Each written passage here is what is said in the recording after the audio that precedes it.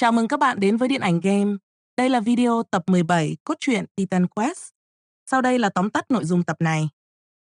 Tại thành phố Corinth, ta gặp công chúa phương Bắc Eva.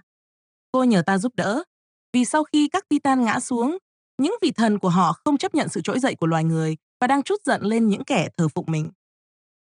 Vương quốc của cha cô rơi vào hỗn loạn. Quân đội Enherjar tàn phá khắp vùng nông thôn. Eva hẹn gặp ta tại thành trì Celtic, Glauberg.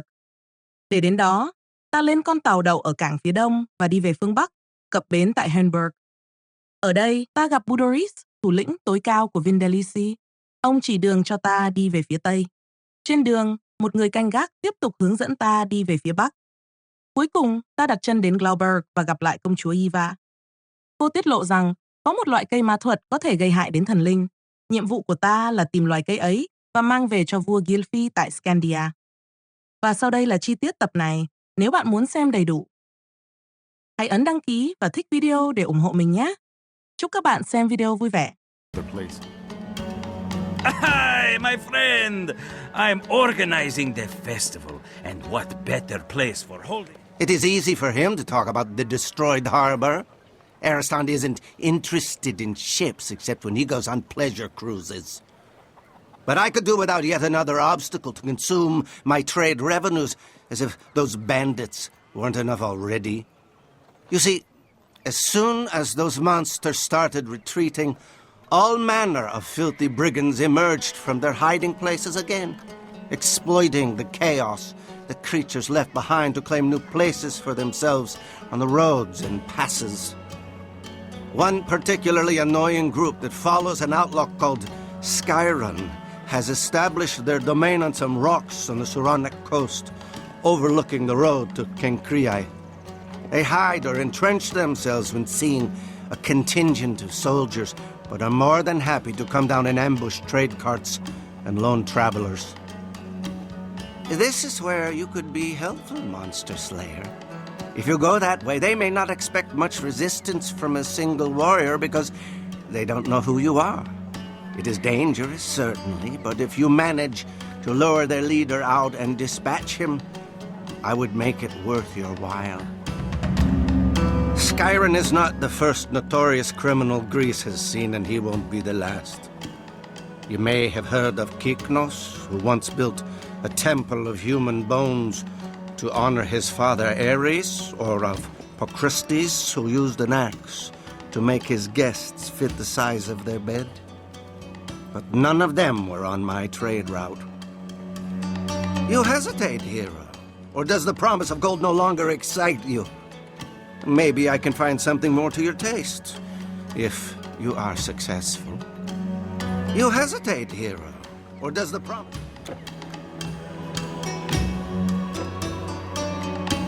It must be you. At last I have found you. You are the hero who hunted and slew the Telkinish, the Titan, and now the Ketos. I thought you would be taller. Forgive me. I am Ylva, daughter of Gylfi, king of Scandia in the realms of Nord. My men and I have been searching all over Greece to find you and seek your help. It seems many things have changed since the Titan fell, and the Lord of your underworld is not the only one who is unhappy with the emergent rule of the humans. Frankly, we don't even know why they're doing it. Maybe they fear us now, fear you, but our own gods, the Aesir, whom we had always worshipped, are now attacking us. My father's kingdom is in chaos, and our people are overwhelmed and desperate, while Iron Harrier troops are ravaging the countryside. We cannot stand against them alone. Please, Titan Slayer, fight with us. Journey north of the Alps and meet me at the Celtic stronghold of Glauberg. We can proceed to Scandia from there. The ship that brought us here should still be moored in the harbor to the east. We sailed down the river Danube, and with the other harbor destroyed, this should also be the best way for you to travel up. I have abandoned my people in their darkest hour, but you are the champion of humanity. The Wolva has seen you in the ruins, and nobody has achieved as much as you. This is why I was determined to find you. Please, hero, take the ship and meet me in Glauberg. I will take a different route in the hope of finding more allies, but I should arrive there shortly after you. Please, hero, take the ship and meet me. I sing now, O muse, of the tragedy of Pyramus and Thisbe, lovers they were in distant Babylon, their houses separated only by a wall, and yet forbidden to see each other because of a feud between their families. But their love was strong, so they whispered through the cracks in the wall about meeting in secret at night under a mulberry tree. But the fates were cruel, and on that long-awaited night, as Thisbe waited at the tree, a terrifying lion scared her away. So all Pyramus would find was a veil she had left behind, and the lion with its fangs still bloody from a recent kill. Believing that his love had been slain, Pyramus threw himself onto his sword, only for Thisbe to return shortly afterward and, finding him dead, kill herself as well out of sorrow. It is said that ever since that day, the mulberries have borne the dark red color of their blood. Yes, we are pretending to be persons other than ourselves. Dionysus inspired me with a great idea there, I must say. We will be performing in Corinth soon. It will be the highlight of the festivities. Never have you heard of a greater pair of lovers than Pyramus and Thisbe, and never shall you hear of another one like them. You have been to Babylon? One day I am going to take my tour there as well. If you please, we must rehearse now. If you please, we must rehearse. Rar! Rar! War! Rar! Was that okay? Arr! I think I've got it now. Got him.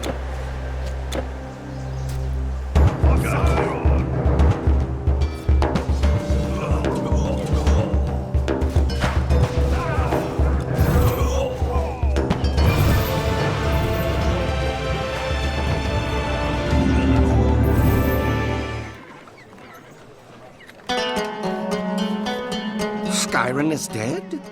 Finally! And they even had centaurs! That is, I never doubted you. I expect the rest of the vermin will scatter without a leader, which means that at least one harbor will be accessible now. Very good. Here is your reward, as promised. Skyron is dead? Finally! People marvel at the Colossus of Rhodes, but I say the Diolkos is the true wonder of marine engineering. Without it, we would have to sail all the way around the Peloponnese to reach Athens. You see, we load the ship onto this cart in the Gulf of Corinth and simply pull it across the isthmus. It still takes a day, but it's so much faster. The track has deep ruts, so the cartwheels follow them, and we simply have to pull the cart along. Have you ever seen such a thing? Yes, that is my ship, the Cassiopeia. We have stripped her down a little, but she is more beautiful when she's fully dressed. Ha ha ha ha ha! Every captain who pays the toll can use this road. It's open to everyone, especially now that the Spartans and the Athenians have stopped fighting over it. The Colossus has collapsed, smashing a kraken. Ha-ha! At least he was good for something then. We will be on our way once the workers return from their break. I hope most of them do come back, what with some of these monsters still running about. We will be on our way once the workers return from their break. I hope most of them do come back, what with some of these monsters still running about. We will be on our way once the workers... Hey, thanks for giving us a hand there. The ships are still okay, thank Fortuna. Just down the road. The ships are still okay, thank Fortuna.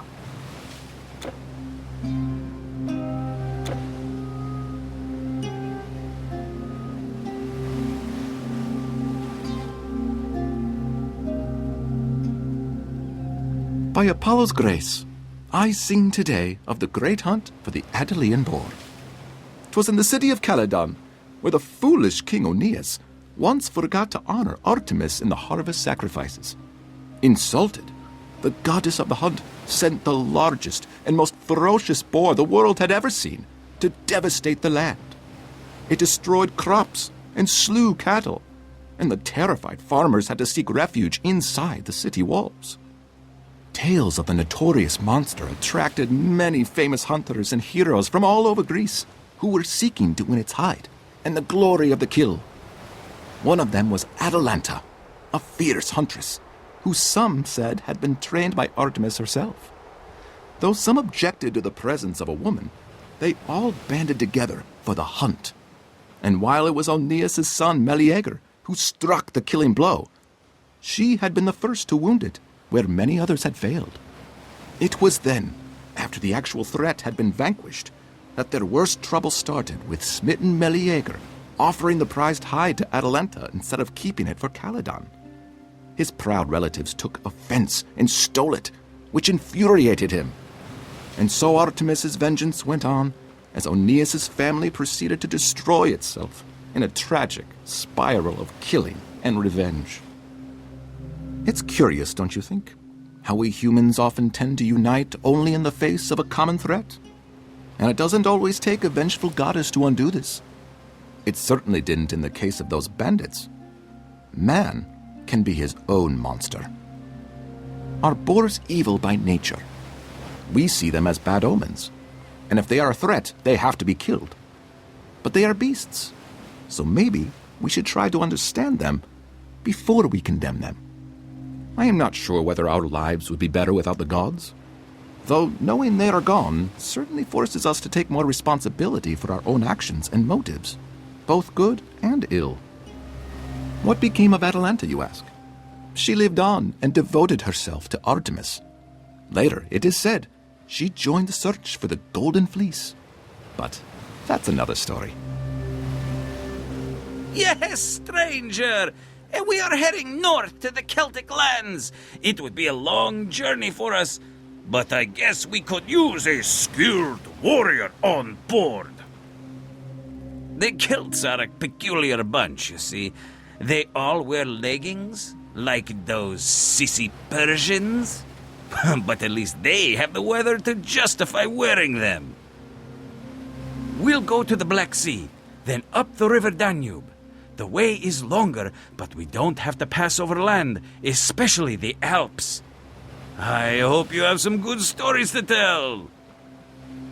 There is one story that the first Corinthians came to be when King Sisyphus grew them out of mushrooms.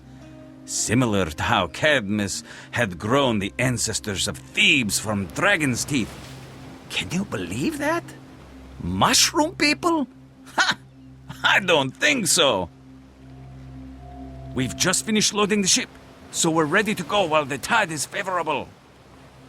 We've just finished loading the ship, so we're ready to go while...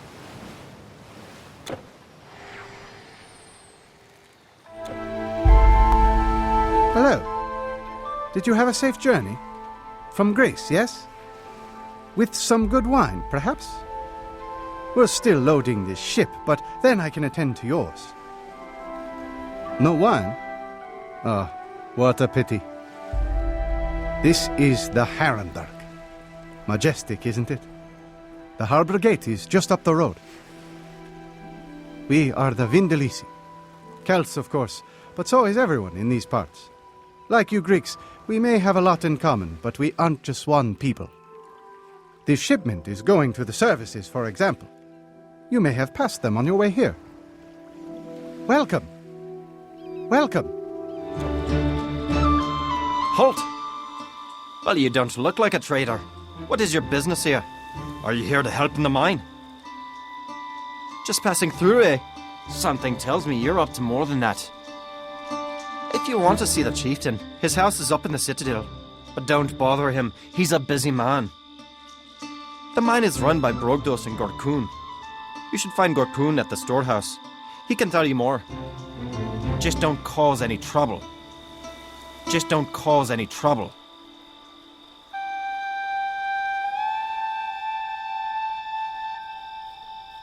Greetings, stranger. If you're looking for our chieftain, his house is the big one up behind the marketplace. You can't miss it. Budorix is a good leader, I think. He is an accomplished warrior who has never shown fear in the face of an enemy, and before he was elected, he held a grand feast and promised all his supporters that they could always come to him for grain when they were in need. It's true that we have large quantities of good food here. Arubinus has gifted us with fertile lands, but for a person of my standing, a guaranteed bowl of gruel can be a blessing when times are hard. At first, one of the other candidates was his own sister. She is a strong woman and has a way with words, but in the end they decided to work together and have her serve as his ambassador instead. Of course, our spiritual leaders had a lot of influence. Budorix could not have been chosen if our druid had spoken against it, and our bard said he saw him in his bull dream. But they know things we mere common folk do not. Now you must excuse me. I have 2 more sheep to skin today. Good day, stranger. Good day, stranger.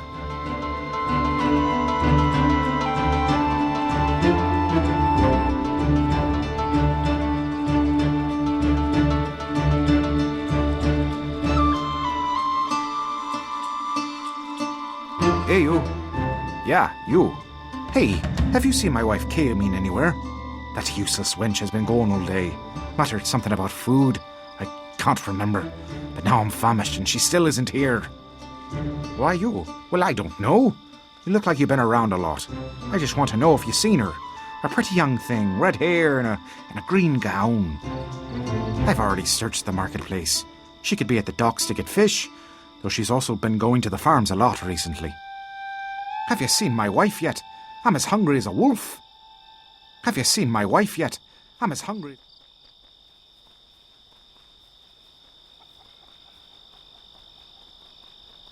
I am Gorkun, the owner of the Lemberg mine. If you want salt, you come to me. Yes, the road to Glauberg is also that way, but I'm not a travel guide. If you're going there, however, I may have a little business proposal for a capable and trusty warrior like yourself. Deliveries from the mine have become irregular recently. Something down there has kept the workers from mining, and the guards haven't been able to deal with it. I have no idea what it might be, but if you were to go and solve that little problem for me, I would reward you handsomely. To get to the mine, go past the farms outside the main gate, and then follow the road to the left. It's really not that hard to find. That is all. Come back if you're successful, and please try to be discreet. That is all. Come back if you're successful.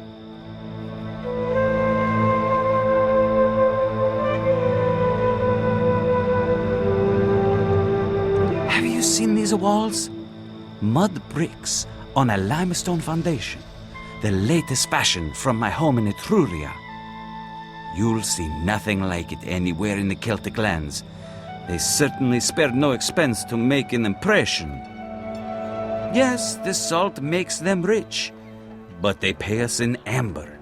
It is highly valued in my area for its healing powers, especially by these impudent separatists in Latium. The Celts do have their own walls, which I must say are quite impressive given their simplicity. Wooden beams for structural strength in between rocks that cannot burn. Cheap to build, and not easy to breach, but they do require constant refurbishment. They are a peculiar culture, really. If the Celtic tribes ever united, they would rival any empire. But they are all too fiercely independent to do that. I would indeed like to go back, far away from this cold weather. But they still need an expert to look after the walls. And Borodrix is a good host, so I am obliged to stay. I would indeed like to go back, far away from this cold weather. But they still need an expert to look after the walls. And Borodrix is a good host, so I am obliged to stay. I would indeed like to go back.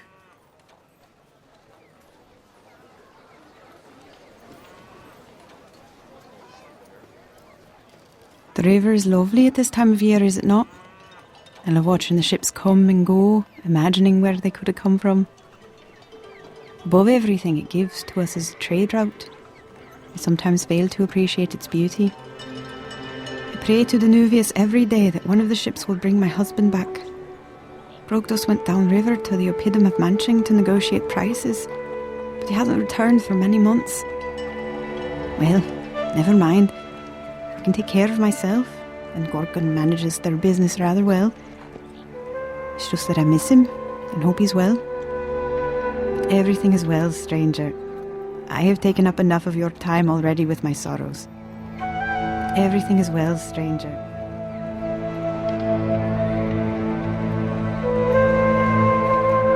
Yes, foreigner. I am a bard. A poet, as you southerners would say. A teacher. A philosopher. But most of all, I am a personal counselor to Borodrix, our glorious leader, ever since I foretold that he would be the next king. If he can't spare the time, you can bring any matters to me, but only important ones, please. No, not an oracle. These would be the Vates. They foretell the future. All druids are aware of justice and know the will of the gods, but only a bard can prophesy who should lead. We all have our place and our responsibilities, and can I assume you also have yours? You should respect the power of a well-chosen word, be it praise or satire. Do you know our god, Ogmios? His silver tongue ties to people's ears with delicate chains, so they happily follow him, even where force could not compel them. Remember this, foreigner. Of course, I sing too, but not right now. Of course, I sing too, but not right now. Welcome, warrior. I am Borodrix, High Chieftain of the Vindelici.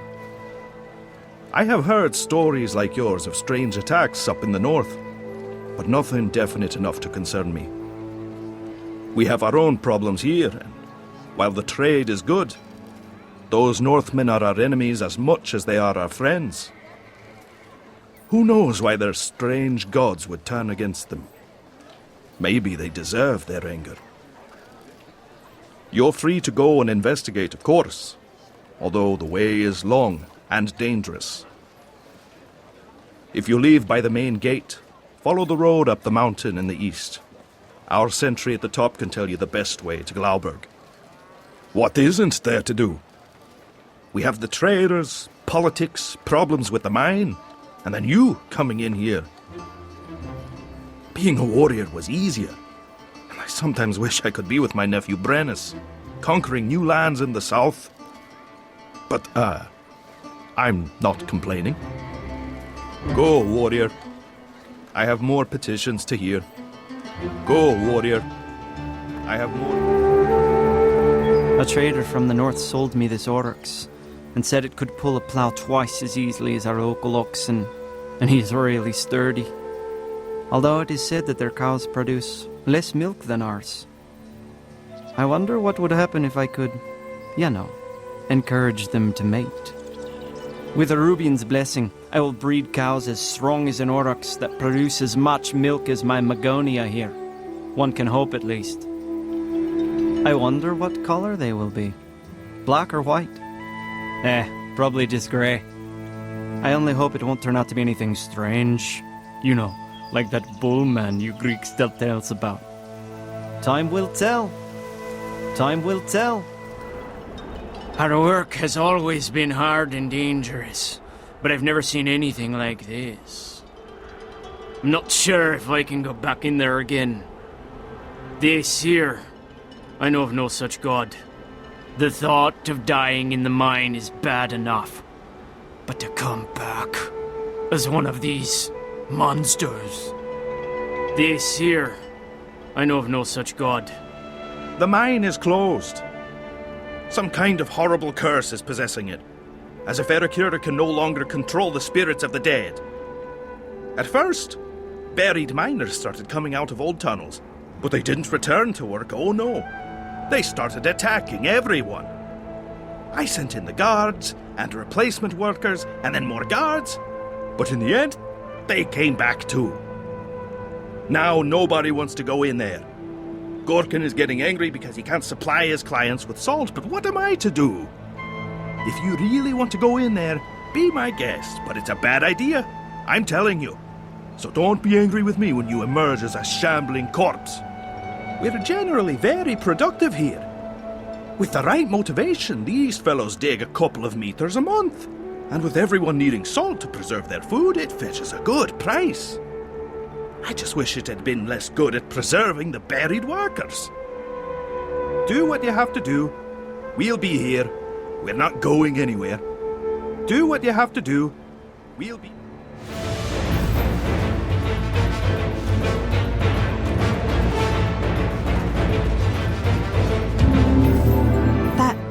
That ring? Yes, I recognize it. It is my husband's. In the mine. But how? By the horned snake! That greedy murderer! When my husband left, his so-called friend and business partner, Gorkin, told me he would see him off. But he never left, did he? They must have killed him and hidden his body in the mine so Gorkin could have it all for himself. That's why Brogdus came back to haunt it. Give it to me, stranger. I must take this ring to Bodorix as evidence and demand justice. Thank you, stranger. While I cannot bring my husband back to life, I can at least be sure that Gorkin will pay for his crime. I will go to the chieftain and demand a trial before the druids. Under our laws, the wife inherits her husband's possessions. Gorkin was declared an outlaw to our society and fled, so his part of the mine also belongs to me by right. I'm not sure if I want to keep it yet, but here, take this as another token of my gratitude. Thank you again for everything you have done. Thank you again for everything. You seem friendly enough, but are you sure you want to go this way, stranger? All you will find beyond this peak are vast forests. It's the route to Glauberg, yes, and there are a few tracks, but they're not safe, especially for someone who is unfamiliar with the place. Look at it! If you get lost in there, you will never get out again. Why would you want to go to Glauberg anyway? If you ask me, those Treveri are hardly more cultured than the Germanic barbarians at their borders.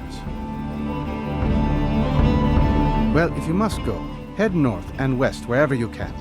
As this way, you will eventually reach the east bank of the Rhine, which is easier to negotiate than the forest. You could perhaps take a boat if you're lucky. Oh, and in case you return to the town, you could perhaps remind them to send someone to relieve me. I'm starting to grow roots up here. I should put up a tent against the rainy weather. Good luck, stranger. Good luck, stranger.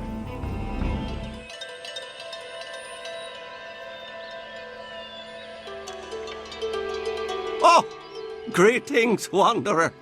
What are you doing here so far inside this dangerous forest? I am Artabuds, druid of the Hunaberg Circle. I know the forest well, and am a friend to many of its creatures. Except for the trolls, that is. They can be nasty pieces of work. It's generally not too hard to avoid them or scare them off, but yesterday, when I was cutting mistletoe, the largest troll I have ever seen suddenly stood sniffing under my tree. When he reached for me, I struck his hand with my sickle, but he barely felt it. Fortunately, he seems to like golden items because after wrenching it from me fingers, he was so captivated by the blade that he completely forgot about me and wandered off with it. You don't happen to have seen my sickle, do you? Unlikely, of course, because the creature probably carried it off to its filthy den. Our golden sickles are not just a symbol. They're the only appropriate tool for cutting mistletoe from the oak, and at the right time.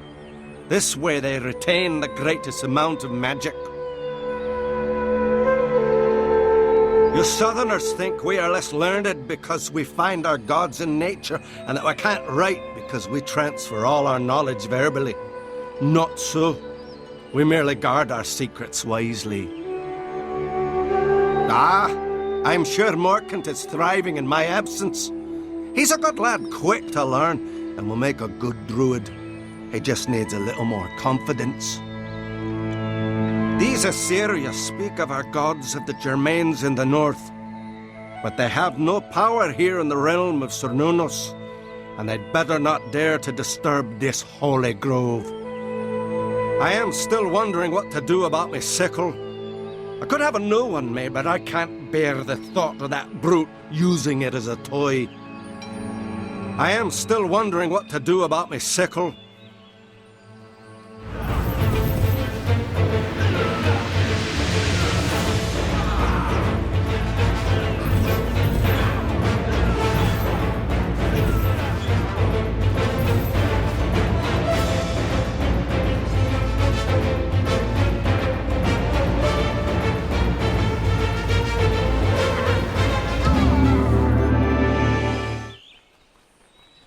So you have found my golden sickle in the cave of that troll, and killed it? By Tutatus, you must be a formidable warrior. Let me see how I can reward you. Thank you again for retrieving my sickle, wanderer. May the gods favor you. These Assyrians speak of our gods of the Germains in the north, but they have no power here in the realm of Cernunnos, and they'd better not dare to disturb this holy grove. Our golden sickles are not just a symbol. They're the only appropriate tool for cutting mistletoe from the oak, and at the right time. This way they retain the greatest amount of magic. You Southerners think we are less learned because we find our God.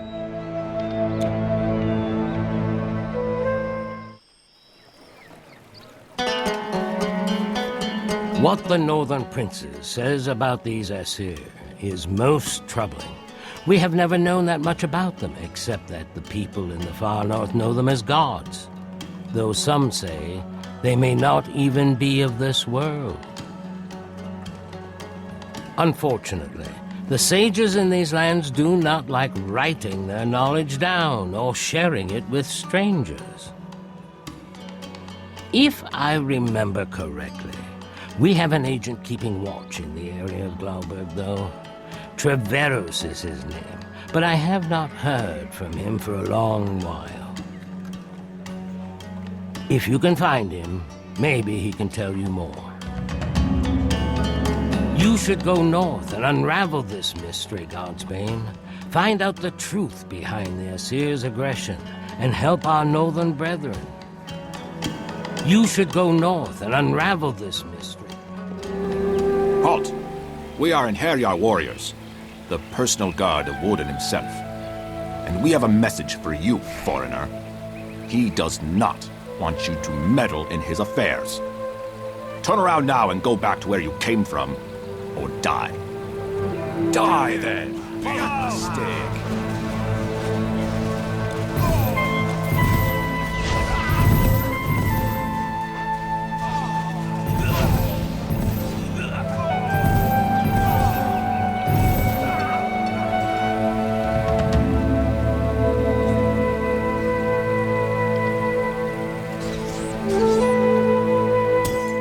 Treveros was slain? This is sad to hear. He was our only agent in that region. This means you will have to act as our northern agent now, hero. And I can think of no better person. After all you've done for humanity, you have more than earned this. I hereby name you an honorary member of the Order of Prometheus. Treveros was slain? Go away! What do you want now? Oh, I'm sorry, traveler. I mistook you for one of those filthy robbers. My name is Borbeto. I built this vineyard in an attempt to grow our own Celtic wine here on these sunny slopes. Some people laugh at the idea, and these Ligurian grapes are indeed not ideally suited to our climate. But I believe it can be done. If only those bandits would leave me alone. They sure liked my wine. It has been a warm summer, so just yesterday I managed to produce a first sample. But they came and took it. Everything. The moment I'd finished putting it in the barrel. Now they're probably sitting somewhere in the bushes getting drunk on my wine. The wine I wanted to present to the prince. It's just not fair. As you may have seen, most people here aren't particularly fond of foreign foods, and we do have plenty of our own, with the exception of good wine. It's all the rage. The nobles can't get enough of it. Growing the wine may be difficult in this area, but so is buying it. Traders find plenty of customers closer to home, between here and the port of Massalia. You look like you come from a wine-growing area. Do you have any practical advice for me? Maybe it was a stupid idea after all. Maybe it was a stupid idea after all. There you are. I expected you to arrive here before me. What? Did your Greek captain sail safely along the shores? I'm glad you came, hero. With your help, there may still be hope. There is a reason I wanted to meet here in Glauberg besides it being along the route. The cult of Nerthus, located nearby, that is causing these people so much trouble, may also hold the key to our salvation. So I have made arrangements with the prince so we could help each other. I have learned that the source of the cultists' magic does not come directly from the goddess, but from a divine artifact, a special plant infused with her powers.